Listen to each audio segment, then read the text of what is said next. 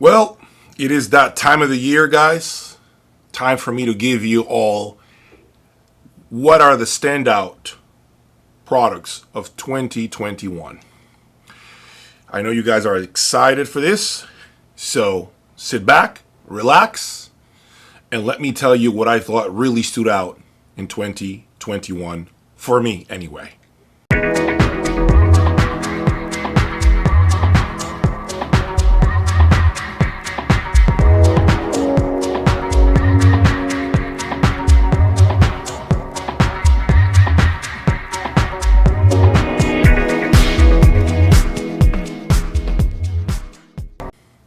I hope you guys are having a wonderful day with your loved ones. It is December 31st, the last day of the year. And of course, I had to do this because many of you guys keep messaging me in order to ask me what is it that I feel is the best amplifier, the best pre-amplifier that I've had this past year. So why not just share it with the entire world and let you guys hear what I have to say.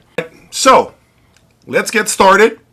Best speaker cables. This year I've had a lot of different speaker cables. I have had Synergistic Research Galileos. I have had occasionally the Nordos Odin 1, which is no longer with me. I've had Shunyata cables, transparent speaker cables, and I also have a new brand of cables that I will be talking about in 2021. For me, guys, and it could have been due to synergy. It could have been due to the fact that I have Wilson Audio XLFs right now. I really can't tell you, but what I can say to you all is that for me anyway, the best speaker cable of 2021 is the transparent Opus Generation 5.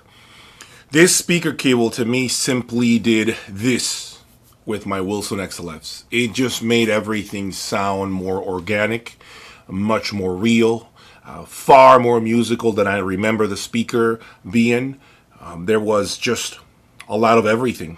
Okay, there was a huge sound stage. You got all this imaging. The bass always felt right. It was never blown out of proportion. It was never overdone. Nothing really stood out to me in terms of the frequency range, in terms of the presentation. I never felt that we had too much mid-range or too much bass, or the high frequencies were too high pitched. There was never any of that with the transparent Opus Generation 5 speaker cables. For now, I think it is definitely a speaker cable that I simply can't think of anyone not liking. I mean, I really don't think that anyone can say anything negative about the transparent Opus Generation 5 speaker cables. I'm quite impressed by it, and I'm simply reporting my findings to you all. The best power cord.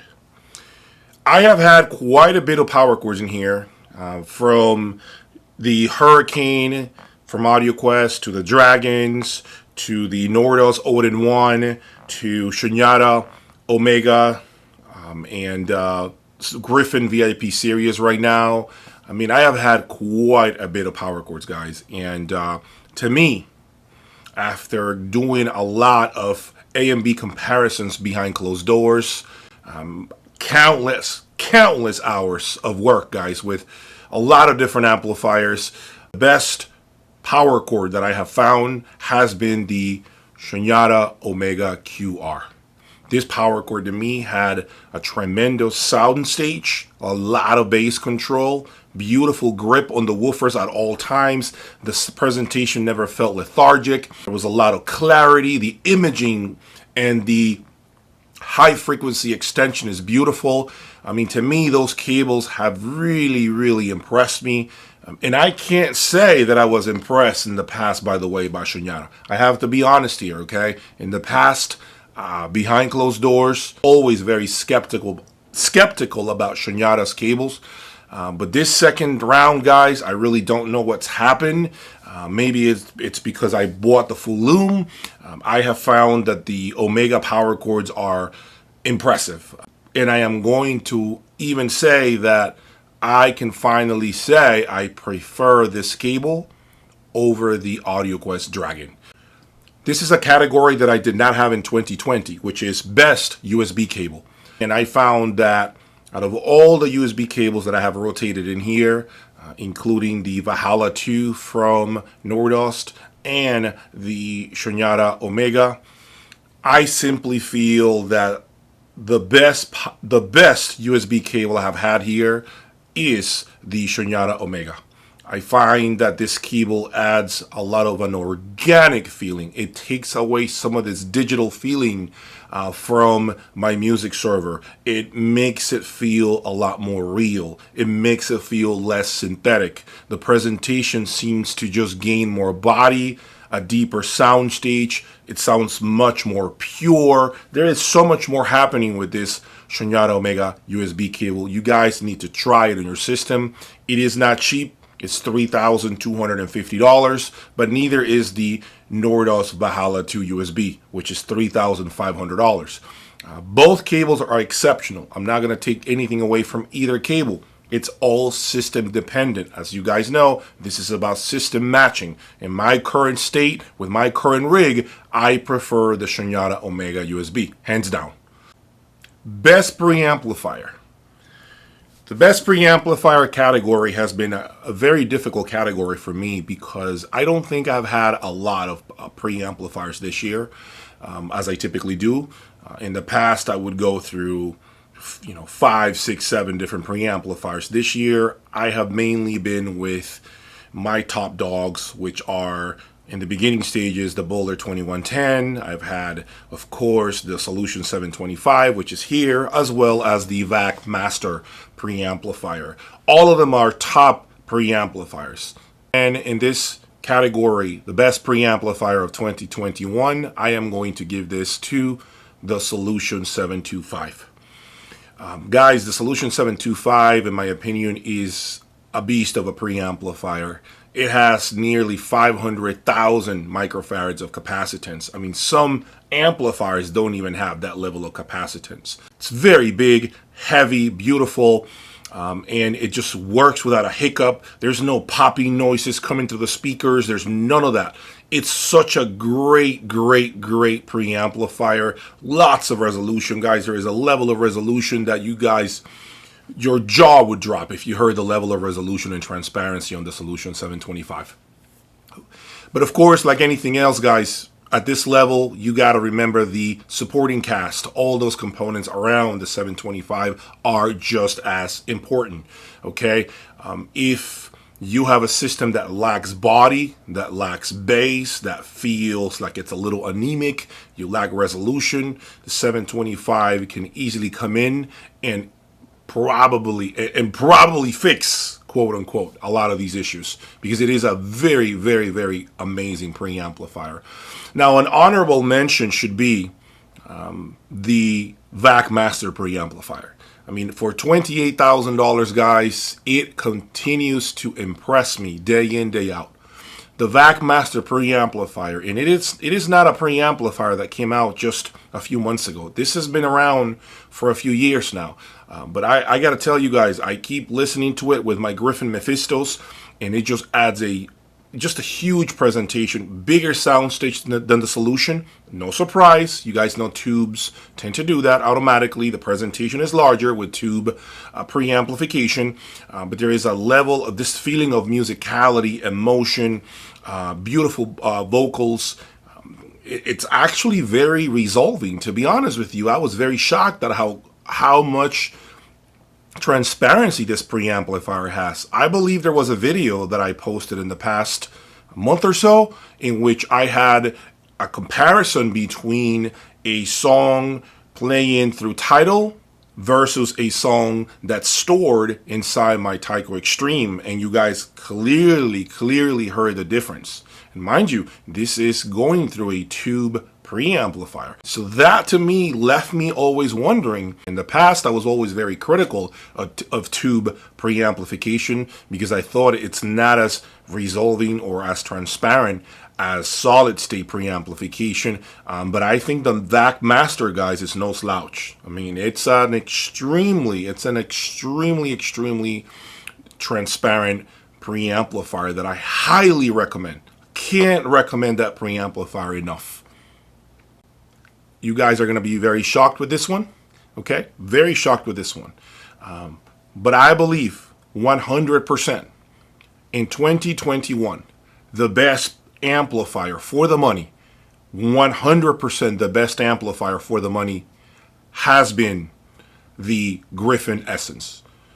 This amplifier for $24,900 or $25,000 USD has completely changed my opinion that you have to spend a lot of money in order to get top performance. But guys, it completely rewrites that theory of spend big money to get the best sound. The Essence has so much of some of the best amplifiers that I have had in my room that it continues to surprise me, guys. I mean, when I had it here, guys, I heard things through that Essence, this emotion, this feeling, this connection to the music that I will say very few amplifiers brought to the table. It's an amplifier that's not very big, 45 watts per channel. That sounded like it's 150 watts per channel. Tremendous bass control, which is typical of Griffin. It had a huge sound stage. For $24,000, I believe you cannot find a better amplifier. And again, I am going to talk about what I have owned. I simply, with what I have had in my room, I don't think you can top the Griffin Essence for that.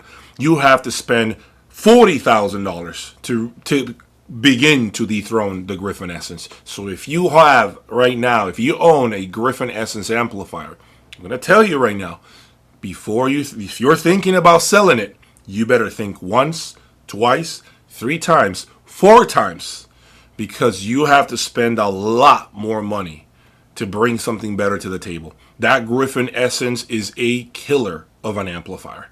Now, I have in second place the Sim Audio 860 version 2. Another great surprise for me was the Sim Audio 860 version 2. That's the runner-up, in my opinion. If I had not bought the Griffin Essence, I would have the Sim Audio 860 version 2 as king right now of the best amplifier for the money. Here we go. Best amplifier, cost, no object. You guys remember me? You guys remember my Boulder 2150s in the beginning of this year? I was still playing with those amplifiers. I have had other serious amplification in here. But guys, I gotta keep it real. The best cost, no object amplifier that has come through my listening room is the Griffin Mephisto Solos. That to me is number one, the best power amplifier I have owned today.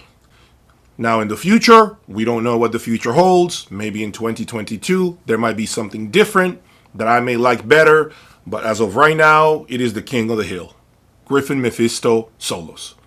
Best speaker category. Boy, this is going to be a tricky one, because I know a lot of you guys know what I have been through this year. And the 2 standout speakers here have been the Magical M6 and the Wilson Audio XLFs. That's no surprise.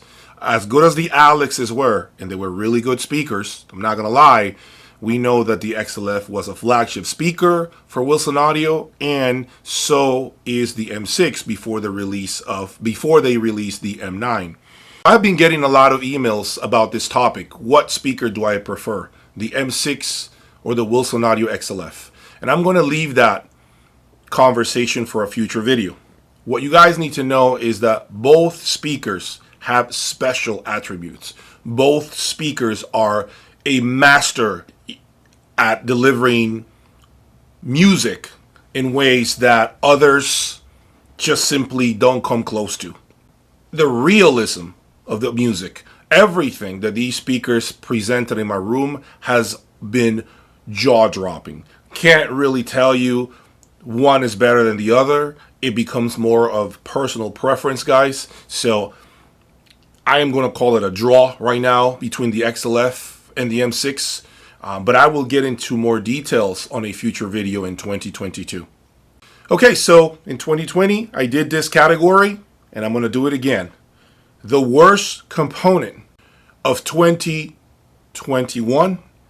Now, before I go on, remember, guys, I am only comparing it to what I have owned here. So when you think about a component or a tweak, if you will, that I categorize as not so good, just keep in mind that I'm comparing it against some of the best audio electronics or tweaks or components, whatever you want to call it, that are available today. To me, the worst component or tweak of 2021 goes to the critical mass footers, 1.5s to be specific.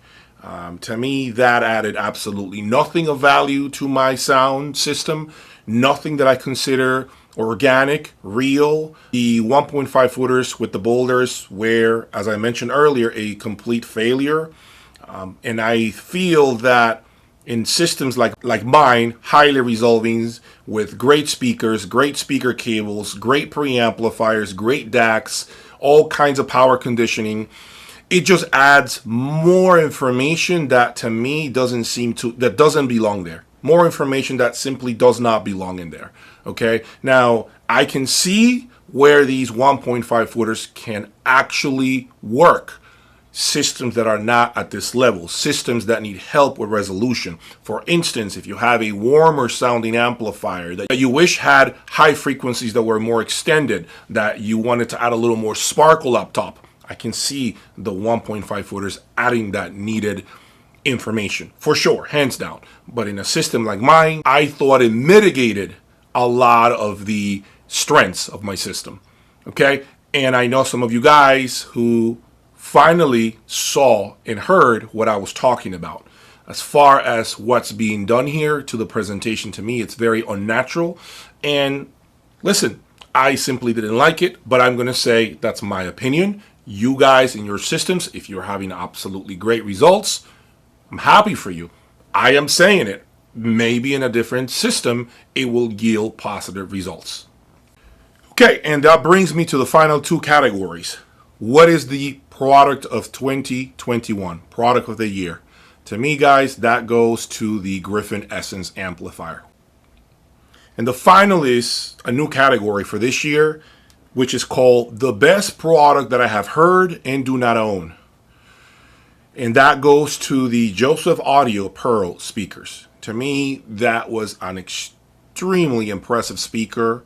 MSRP of $37,000. I heard it one time, and that's all I needed. Really, one time at a show, which was the Capital Audio Fest 2021. And guys, frankly, that's all I needed. I needed to hear it one time, and that was it. That was one impressive speaker. I at times wish I had it in here so I can give you guys my perspective from inside my room, but I don't have any reason to believe that this speaker would not impress a lot of you guys out there. Anyway, guys, I hope you guys have enjoyed all of my content in the year 2021. There is a lot more coming in 2022. Do not forget to subscribe, follow me, support me. Thank you for all the support, all the love that you guys give me. I will see you in 2022. Bye for now.